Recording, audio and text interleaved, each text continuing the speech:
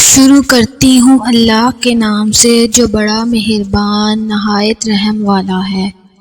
حضرت مریم کی وفات اور حضرت عیسیٰ کے آسمان پر اٹھائے جانے کے بعد اہل عرب گمراہیوں کا شکار ہو گئے۔ ہر طرف ظلم و ستم کا راج تھا۔ حیات انسانی میں جانوروں کی زندگی کی جھلک دکھائی دیتی تھی۔ خداوند قدوس کی نافرمانی معاشرے کی فضاؤں میں تحلیل ہو چکی تھی۔ برائیوں کی بے لگام جڑیں زمین عرب میں سرایت کر چکی تھیں۔ ان حالات میں چند یہودی احباب کو وقت کی کروٹ لینے کا یقین تھا، جو جانتے تھے کہ حضرت عیسیٰ پر اتاری جانے والی کتاب توریت میں ایک ایسے نبی کا ذکر موجود ہے جو وقت کی کایا پلٹے گا، جو اندھیروں میں شمع جلائے گا، جو حق پہ کھڑا ہوگا اور باطل کو جھکا دے گا۔ مگر صرف ایک چیز تھی جو انہیں حق سے منکر کرتی تھی، اور وہ یہ کہ حضرت ابراہیم کے بیٹے حضرت اسحاق اور ان کے بیٹے حضرت یعقوب سے قوم بنی اسرائیل وجود میں آئی، جس میں حضرت یعقوب سے لے کر حضرت عیسیٰ تک پیغمبر اتارے گئے، مگر حضرت اسحاق کے بھائی حضرت اسماعیل کی اولاد سے کوئی نبی ظاہر نہ ہوا، مگر آسمانی کتابوں میں واضح طور پر لکھا تھا کہ آخری نبی حضرت اسماعیل کی اولاد میں سے ہوں گے۔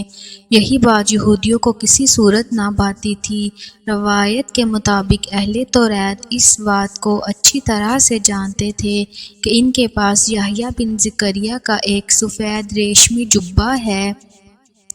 جس کی نشانی تھی کہ جب حضرت عبداللہ والد حضور پاک صلی اللہ علیہ وآلہ وسلم حضرت عبدالمطلب کے گھر پیدا ہوں گے تب اس سفید جبہ سے خون نکلے گا اور انہی کی پشت سے آخری نبی آخری زماں پیدا ہوں گے۔ جب حضرت عبداللہ کی پیدائش پر یہ نشانی پوری ہوئی تو یہودیوں کو یقین آ گیا اور وہ آپ کو قتل کرنے کے لیے مکہ پہنچ گئے، مگر کبھی بھی آپ کو نقصان پہنچا نہ سکے۔ روایت کی جاتی ہے کہ حضرت عبداللہ جب بڑے ہوئے تو اکثر مکے سے نکل کر میدان کی طرف سیر کو چلے جاتے تھے اور دیکھتے تھے کہ اپنی پشت سے ایک نور چمکتا ہوا دو پارہ ہو کر مشرق و مغرب کو جاتا ہے اور ایک لہجہ کے بعد پشت میں آ رہا ہے۔ جب آپ نے یہ بات حضرت عبدالمطلب سے کی تو انہوں نے اپنے ایک خواب کا ذکر کیا اور فرمایا کہ میں نے دیکھا سلسلہ نوری میری پشت سے نکل کر 4 حصے ہو کر 4 طرف گیا، ایک حصہ آسمان کی طرف، ایک زمین کی طرف، ایک مشرق اور ایک مغرب میں، اور پھر ایک درخت سبز بن گیا۔ میں نے ایک نہایت پاکیزہ شخص کو درخت کے پاس کھڑے دیکھا تو ان سے پوچھا کہ تم کون ہو؟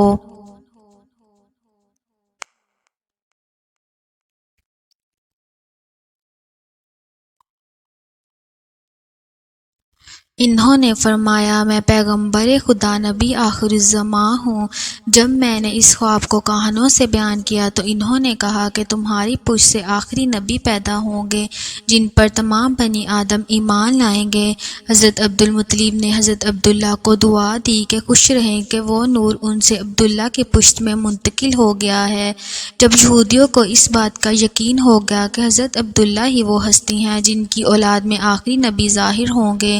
تو وہ جنگی تلواریں لیے میدان کی طرف چل دیے۔ اس وقت عبداللہ میدان میں تنہا تھے۔ وہب بن عبد مناف نانا حضور پاک صلی اللہ علیہ وآلہ وسلم نے یہ دیکھا تو حضرت عبداللہ کو بچانے کے لیے آسمان کی جانب دیکھا اور دیکھتے ہیں کہ آسمان سے آدمیوں کی ایک جماعت فوج کی فوج تلواریں لیے اتر رہی ہے، اور پھر آن کی آن میں فوج نے ان یہودیوں کو قتل کر ڈالا جو حضرت عبداللہ کو قتل کرنے کے لیے آئے تھے۔ وہب بن عبد مناف نے یہ دیکھا تو فوراً اپنی بیٹی حضرت آمینہ کا رشتہ حضرت عبداللہ سے کرنے کے لیے حضرت عبدالمطلب سے درخواست کی، جو انہوں نے قبول کی، اور اس طرح حضرت عبداللہ کا نکاح حضرت آمینہ سے ہو گیا۔ روایت کی جاتی ہے کہ اس زمانے میں مکے میں تھا اور لوگ بھوک کے مارے عاجز تھے،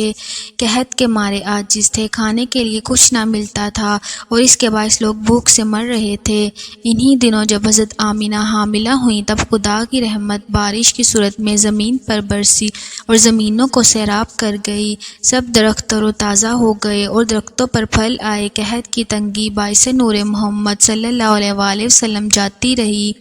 اور لوگوں نے خوب سیر ہو کر میوے کھائے۔ ملک میں خوشحالی نے پر پھیلائے، زمین مسکرائی، ہر ذرے نے سبزے کی چادر اوڑھ لی اور ہر گوشہ نور محمدی صلی اللہ علیہ وآلہ وسلم سے فیضیاب ہوا۔ روایت میں آتا ہے کہ جب نبی پاک صلی اللہ علیہ وآلہ وسلم کا ظہور قریب ہوا تو حضرت آمنہ نے خواب میں دیکھا کہ ایک شخص آسمان سے نازل ہو کر کہتا ہے کہ اے آمینہ، تیرے پیٹ میں جو ہیں وہ سرور کائنات صلی اللہ علیہ وآلہ وسلم ہیں، جب وہ پیدا ہوں گے نام ان کا محمد صلی اللہ علیہ وآلہ وسلم رکھنا اور اپنی زبان سے یہ الفاظ کہو، نعوذ باللہ من شر کل حاسد۔ ترجمہ: پناہ چاہتے ہیں ہم اللہ تعالیٰ سے شر سے کل حاسدوں کے۔ پس آپ نے یہ خواب اپنے والد حضرت عبدالمطلب سے جا کر کہا اور من و عن بیان کر دیا۔ حضرت عبدالمطلب نے خواب کی تعبیر بیان کی اور پھر کہا کہ کسی سے مت کہنا، یہ راز ہے، اور یہ خواب بالکل سچا ہے، اور فی الحقیقت ایسا ہی لڑکا تمہارے گھر پیدا ہوگا۔ اور پھر ربیع الاول کی 12ویں تاریخ کو مکہ کے نظاروں نے وہ حسین نظارہ دیکھا جس نے لوگوں کے دیکھنے کے ڈھنگ کو بدل کے رکھ دیا۔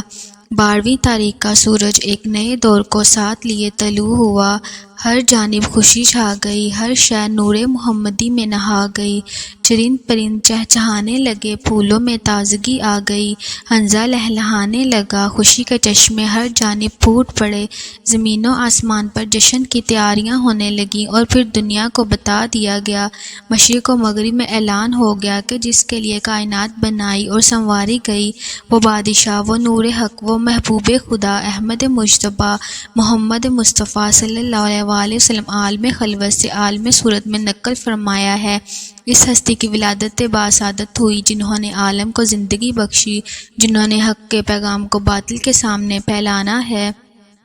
جو پیغمبروں کے سردار، جو خاتم النبیین ہے، جو رحمت للعالمین ہے۔ سحر کا وقت تھا، معصوم کلیاں مسکراتی تھیں، ہوائیں خیر مقدم کے ترانے گنگناتی تھیں۔ ابھی جبریل بھی اترے نہ تھے کعبے کے منبر سے کہ اتنے میں صدا آئی اے عبداللہ کے گھر سے، مبارک ہو شہ ہر دو سرا تشریف لے آئے، مبارک ہو محمد مصطفیٰ تشریف لے آئے۔